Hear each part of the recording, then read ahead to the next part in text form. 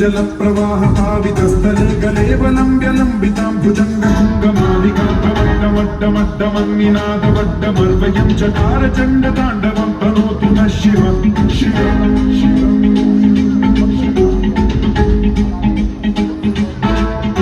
जटाकटाह सम्भ्रम भ्रमन्निलिम्ब निर्झरी विलोलवीचि वल्लरी विराजमान मूर्धनि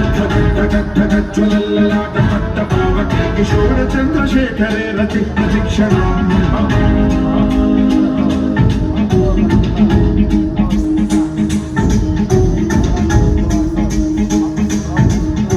जटाभुजङ्ग पिङ्गल स्फुरत्सनामणि प्रभा कदम्ब कुङ्कुमद्रव ललित दिग्वधूमुखे मदान्द सिन्धुरस्फुरद्वदुत्तरीय मेधुरे मनो विनोदमद्भुतं बिभर्तु भूतभर्तने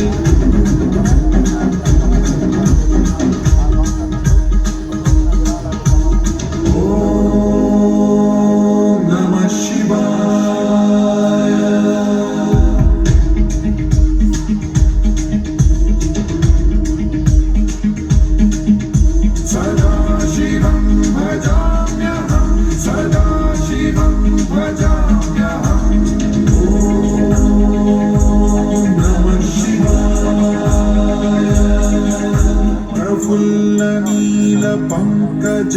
प्रपंच कालिमप्रभावलम्बिकन्धकन्दली रुचि प्रबद्ध कन्धरं स्मरच्छिदं पुरच्छिदं भवच्छिदं मखच्छिदं गजच्छिदं तमन्तकच्छिदं भजे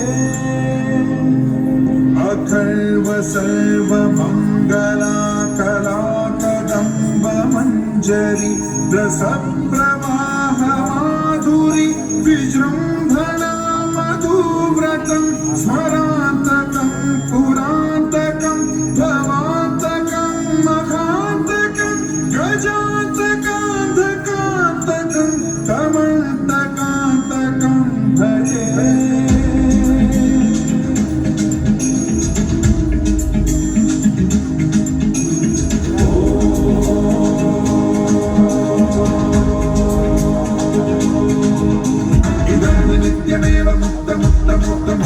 पठन् स्मरन् ब्रुवन्नरो विशुद्धिमेतु सन्ततं हरे गुरौ सुभक्तिमाशु याति नान्यथा गतिं विमोहनं हि देहिनां सुशङ्करस्य चिन्ता विमोहनं हि देहिनां सुशङ्करस्य चिन्ता विमोहनं हि देहिनां सुशङ्करस्य चिन्ता